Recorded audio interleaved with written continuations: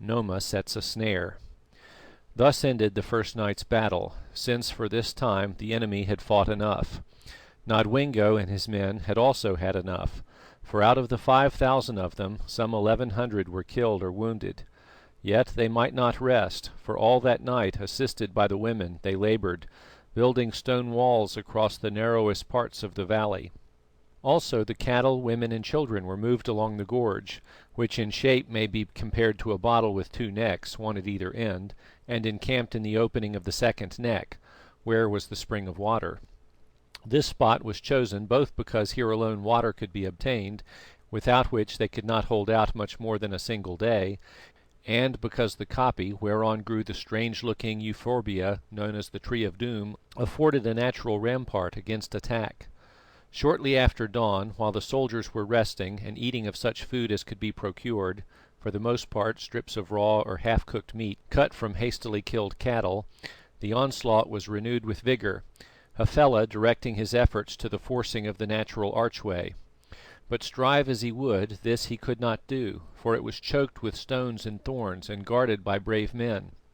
"You do but waste your labour, Hafela," said Noma, who stood by him watching the assault. "What then is to be done?" he asked. "For unless we come at them, we cannot kill them. It was clever of them to take refuge in this hole. I thought surely that they would fight it out yonder, beneath the fences of the great place." "Ah!" she answered, "you forgot that they had Hokosa on their side. Did you then think to catch him sleeping? This retreat was Hokosa's counsel. I learned it from the lips of that wounded captain before they killed him. Now it seems that there are but two paths to follow, and you can choose between them. The one is to send a regiment a day and a half's journey across the cliff top to guard the further mouth of the valley, and to wait till these jackals starve in their hole, for certainly they can never come out." "It has started 6 hours since," said Hafela, "and though the precipices are steep, having the moon to travel by, it should reach the river mouth of the valley before dawn tomorrow, cutting Nodwengo off from the plains, if indeed he should dare to venture out upon them, which with so small a force he will not do. Yet this first plan of yours must fail, Noma, seeing that before they starve within, the generals of Nodwengo will be back upon us from the mountains, catching us between the hammer and the anvil, and I know not how that fight would go." "Yet soon or late it must be fought." "Nay," he answered, "for my hope is that should the impi return to find Nodwengo dead, they will surrender and acknowledge me as king who am the first of the blood royal. But what is your second plan?" By way of answer, she pointed to the cliff above them. On the right-hand side, facing the archway, was a flat ledge overhanging the valley at a height of about 100 feet. "If you can come yonder," she said, "it will be easy to storm this gate, for there lie rocks in plenty, and men cannot fight when stones are dropping on their heads."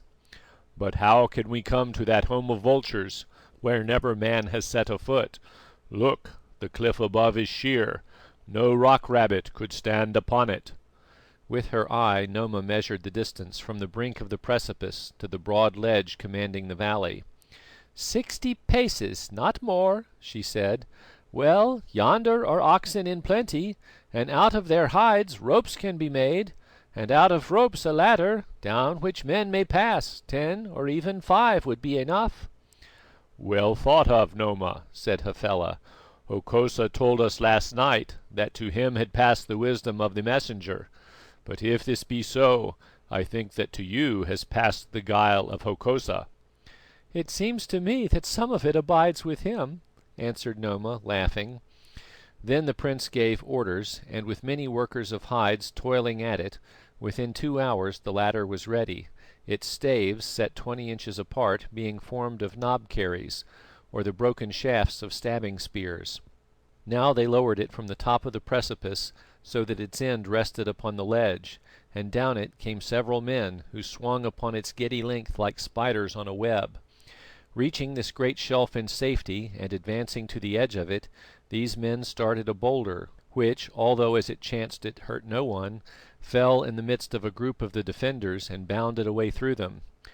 "Now we must be going," said Hokosa, looking up, for no man can fight against rocks, and our spears cannot reach those birds.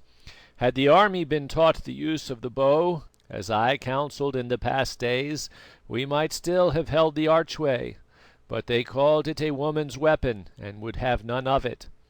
As he spoke, another stone fell, crushing the life out of a man who stood next to him. Then they retreated to the first wall, which had been piled up during the night, where it was not possible to roll rocks upon them from the cliffs above. This wall, and others reared at intervals behind it, they set to work to strengthen as much as they could, making the most of the time that was left to them before the enemy could clear the way and march on to attack. Presently Hafela's men were through and sweeping down upon them with a roar, thinking to carry the wall at a single rush. But in this they failed. Indeed, it was only after an hour's hard fighting, and by the expedient of continually attacking the work with fresh companies, that at length they stormed the wall. When Hokosa saw that he could no longer hold the place, but before the foe was upon him, he drew off his soldiers to the second wall, a quarter of a mile or more away, and here the fight began again. And so it went on for hour after hour, as one by one the fortifications were carried by the weight of numbers. For the attackers fought desperately under the eye of their prince, caring nothing for the terrible loss they suffered in men. Twice the force of the defenders was changed by order of Nodwengo, fresh men being sent from the companies held in reserve to take the places of those who had borne the brunt of the battle.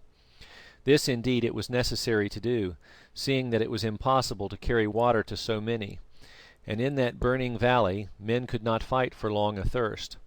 Only Hokosa stayed on, for they brought him drink in a gourd, and wherever the fray was fiercest, there he was always. Nor, although spears were rained upon him by hundreds, was he touched by one of them. At length, as the night fell, the king's men were driven back from their last skirm in the western half of the valley, across the open space, back upon the koppie where stood the Tree of Doom.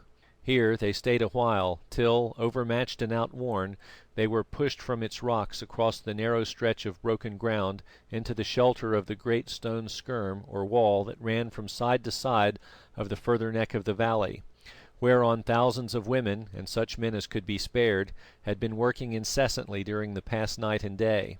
It was as he retreated among the last upon this wall that Hokosa caught sight of Noma for the first time since they parted in the house of the messenger. In the forefront of his troops, directing the attack, was Hafela the prince, and at his side stood Noma, carrying in her hand a little shield and a spear. At this moment also she saw him, and called aloud to him: "You have fought well, wizard, but tomorrow all your magic shall avail you nothing, for it will be your last day upon this earth." "Ay, Noma," he answered, "and yours also."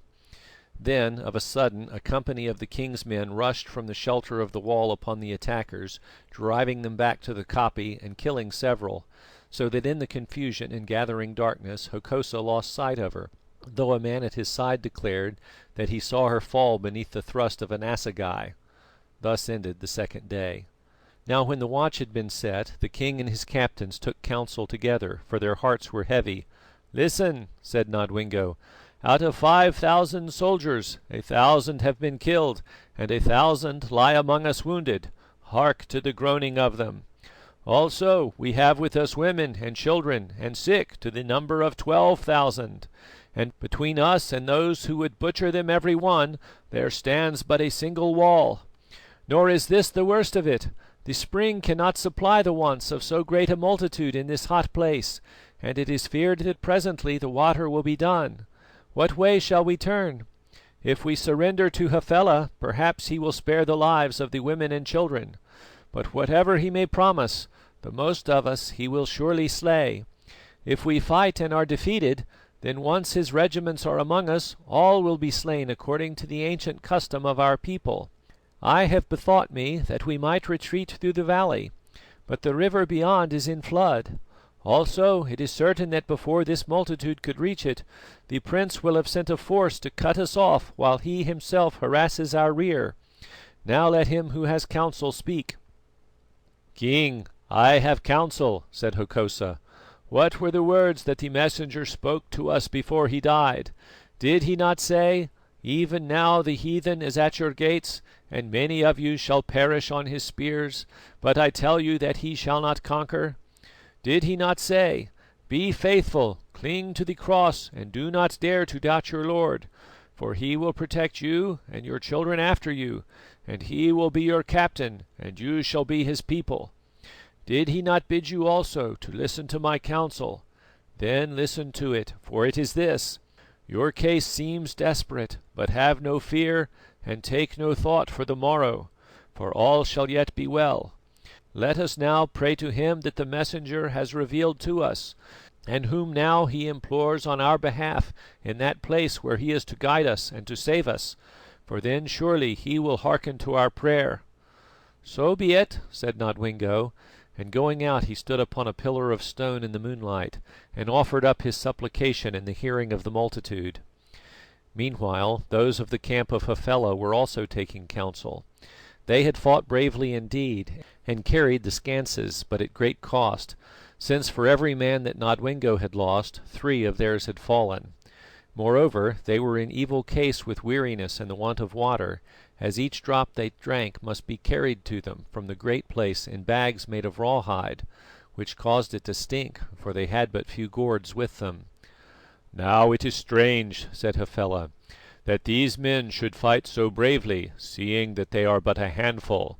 There can be scarce 3,000 of them left, and yet I doubt not that before we carry those last walls of theirs, as many of us or more will be done. Aye, and after they are done with, we must meet their great impi when it returns, and of what will befall us then I scarcely like to think." "Ill fortune will befall you while Hokosa lives," broke in Noma. "Had it not been for him, this trouble would have been done with by now. But he is a wizard, and by his wizardries he defeats us, and puts heart into Nodwengo and the warriors. You yourself have seen him this day defying us, not once but many times, for upon his flesh steel has no power. Ay, and this is but the beginning of evil, for I am sure that he leads you into some deep trap where you shall perish everlastingly. Did he not himself declare that the power of that dead white worker of miracles has fallen upon him, and who can fight against magic?" "Who indeed?" said Hafela humbly, for like all savages he was very superstitious, and moreover a sincere believer in Hokosa's supernatural capacities. "This wizard is too strong for us. He is invulnerable, and as I know well, he can read the secret thoughts of men, and can suck wisdom from the dead, while to his eyes the darkness is no blind."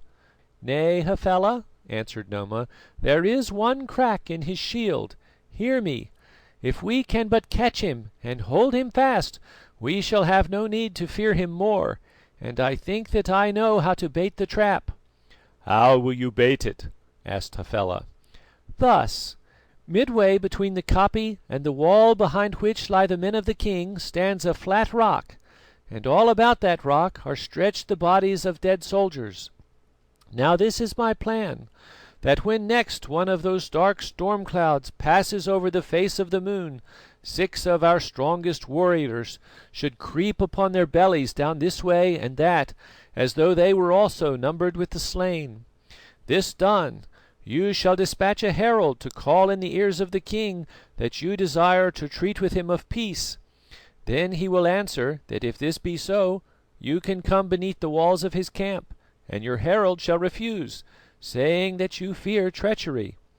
But he must add that if Nodwengo will bid Hokosa to advance alone to the flat rock, you will bid me, Noma, whom none can fear, to do likewise, and that there we can talk in sight of both armies, and returning thence make report to you and to Nodwengo.